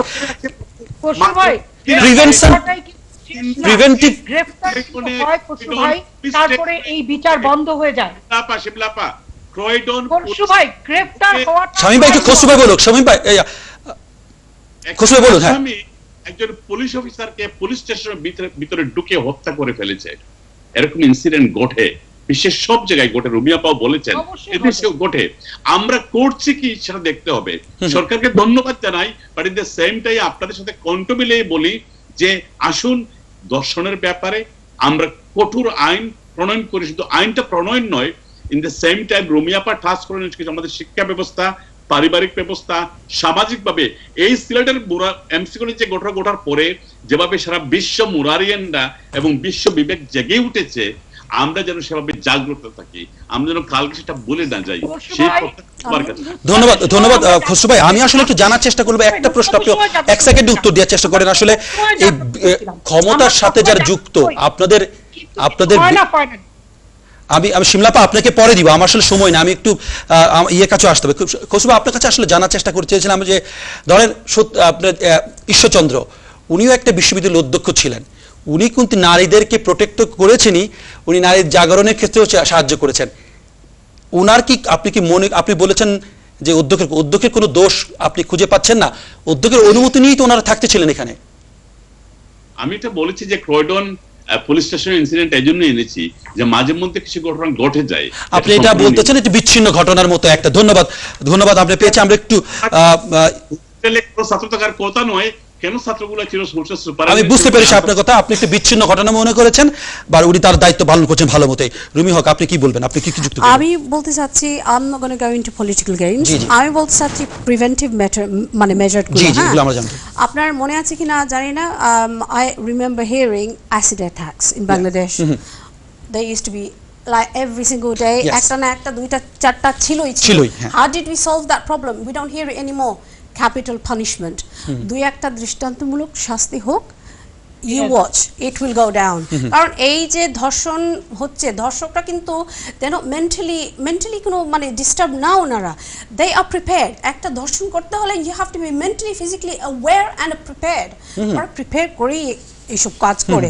নাম্বার 1। নাম্বার 2, আমি বলতে চাচ্ছি যে co-education. আমাদের বাংলাদেশে একটা সমস্যা হচ্ছে যে we have progressed so much yet regressed so much. আমরা এখন একটা বিয়ের অনুষ্ঠানে গেলে পুরুষ মহিলা আলাদা বসতে হবে। কেন রে ভাই? আপনার পাশে আমি বসে খেলে আপনার কি এত বড় কি সমস্যা হয়? আপনার যদি সমস্যা হয় তাহলে that's your problem. আমি একটু আপনাকে ইন্টারাপ্ট করতে চাই। আচ্ছা শিমলাপা একটু বলুন। শিমলাপা হয়ে যাক না পাতা। শিমলাপা আমি একটু আমরা রুমি হককে শুনি। শিমলাপা আপনি একটু রুমি হককে শুনি আমরা একটু। আমার টাইমটা আমাকে দিয়ে বলুন। এখন আপনি চিন্তা করেন, এই দেশে একটা বিচে যান আপনি, টপলেস উইমেন আছে, তার কোনো সাহস হবে চোখ তোলে তাকাতে? Why? Law আছে এখানে, as well as they don't care. Co-education, like free mixing, আমি বলছি না যে একদম ওয়াইল্ড হয়ে যাও তোমরা, এটা না, কিন্তু একটা নর্মালিটি নিয়ে আসেন। আমরা যখন একটা কুকুর যদি কামড় দেয়, হ্যাঁ, আমরা কি মানুষকে বলি যে তোমরা যেও না, কুকুর আসছে? কুকুরটাকে আমরা মেরে ফেলি। হ্যাঁ, আই ফিল ব্যাড। কুকুরের একটা রেফারেন্স আনছি এখানে, কারণ কুকুরের চেয়ে এরা worse. So what I am trying to say is we need capital punishment or something like that, something that would be a example to the whole nation, to all the rest who are thinking of this. আর 2 নম্বর আরেকটা জিনিস আমি বলতে ভুলে গেছি, যে এই যে ধর্ষণগুলো হয়, আপনি চিন্তা করেন ধর্ষণ হয়েছে, বিএনপি বলেন, আওয়ামী লীগ বলেন, জামাতে বলেন, whatever, yeah, কখনো কিন্তু কোনো ক্ষমতার আশেপাশে এটা কমন না। It's always the people who cannot, exactly, they cannot lift up their heads. Why? Because it's pre-planned. It's all pre-planned. They know they can get away with it. They can get away with it. Exactly. They know I can get away with it. I have my brothers, I have my fathers up there who's going to shelter me. মানসিকভাবে। Exactly. So plus পারিবারিক শিক্ষাটা আসতে হবে ভাই। We have to teach our children that there is, you need to cooperate with a woman. ধর্মীয় শিক্ষা হতে পারে, সাংস্কৃতিক শিক্ষা হতে পারে, কোনো ধর্ম কোনো কালচার কিন্তু বলে না যে go and rape a woman, go and steal from someone else. শ্রদ্ধা করতে শেখায়। Exactly. So I'm not saying যে আপনি ওয়াইল্ড হয়ে যান, কিন্তু you have to treat them like, এই ট্রিটটা করবে এটা কি? এখানে দায়িত্বটা কার? এটা কি সামাজিক সংগঠন বা সামাজিক আন্দোলনও তো প্রয়োজন মনে করি কিনা? Firstly it's education. আচ্ছা, এডুকেশনটা কিভাবে? যে দেশে আপনাকে বলা হয় যে 5 পর্যন্ত পরে মহিলাদের এই সব, these people should not even have a voice. How dare he say যে 5 পর্যন্ত উনি চলে গেছেন, may God rest his soul, এই সব যে কথাবার্তা আসে, it's really ধন্যবাদ রুমি হক। আমরা আসলে একদমই সময় শেষ হয়ে গিয়েছে। প্রিয় দর্শক, কথা বলছিলাম ঈশ্বরচন্দ্র বিদ্যাসাগরের 200তম জন্মবার্ষিকী উপলক্ষে এবং একটি গণধর্ষণের ঘটনা যে সিলেটে ঘটেছে তাকে নিয়ে। আমার সাথে উপস্থিত ছিলেন শামীম আহমেদ, ভাইস প্রেসিডেন্ট বাংলাদেশ জাসদ, ছিলেন ভিপি খসরুজ্জামান খসরু, আওয়ামী লীগ নেতা, সাথে ছিলেন জাহানারা আক্তার শিমলা, প্রাক্তন সহসভাপতি জাতীয়তাবাদী ছাত্রদল জাহাঙ্গীরনগর বিশ্ববিদ্যালয়, আরও ছিলেন শাহ জান্নাত সুলতানা, রুমি হক, শিক্ষক, কবি এবং কলামিস্ট। আপনাদের প্রত্যেককে এত রাতে ধৈর্য সহকারে আমাদের সাথে যুক্ত হওয়ার জন্য অসংখ্য ধন্যবাদ। সুপ্রিয় দর্শক, আপনারা জানেন প্রতি সপ্তাহে সোমবার আমরা বিশেষ কিছু বিষয় নিয়ে আলোচনা করে থাকি। এবারও তেমনি করেছিলাম। যেটা আসলে আমি শেষে বলতে চাই সেটা হচ্ছে যে পরাধীন ভারতী বিদ্যাসাগর যে সাংস্কৃতিক আন্দোলন শুরু করেছিলেন তারও অনেক সীমাবদ্ধতা ছিল। পরবর্তীতে এই আন্দোলন হিন্দু মুসলমান নিম্নবিত্ত উচ্চবিত্ত সকলেই সমানভাবে তার সুফল পেয়েছিল। আজ যতটা আধুনিক বিদ্যাসাগর, আমরা কি ততটা আধুনিক? না, আমরা পিছিয়ে যাচ্ছি ক্রমাগতভাবে। এখান থেকে উত্তরণ করার জন্য আমার আলোচকরা যা বলার চেষ্টা করেছিলেন, পারিবারিক শিক্ষা, মূল্যবোধ তৈরি, যে কোনো বিশ্বাসী হোক না কেন সেটা অবশ্যই জরুরি। এবং বিশেষ করে তৃতীয় বিশ্বের দেশে অন্য লিঙ্গের প্রতি একটা সহমর্মিতা, শ্রদ্ধাবাদ তৈরি না করা পর্যন্ত এবং ক্ষমতাশীলদের ক্ষমতাকে প্রশ্ন না করে বিচার কার্য কখনোই সম্ভব না। এবং সেটার জন্য দৃষ্টান্তমূলক বিচার, ক্যাপিটাল পানিশমেন্ট অথবা অন্য কোনো পদ্ধতিতে হোক না কেন রোধ করা সম্ভব বলে আলোচকরা মনে করেন। সেদিকে লক্ষ্য রাখছি আমরা। আগামী দিনে কি ঘটনা ঘটে তা নিয়ে আপনাদের সামনে হাজির হব আগামী সোমবার। ততক্ষণ পর্যন্ত বিদায়। আসসালামু আলাইকুম, শুভরাত্রি।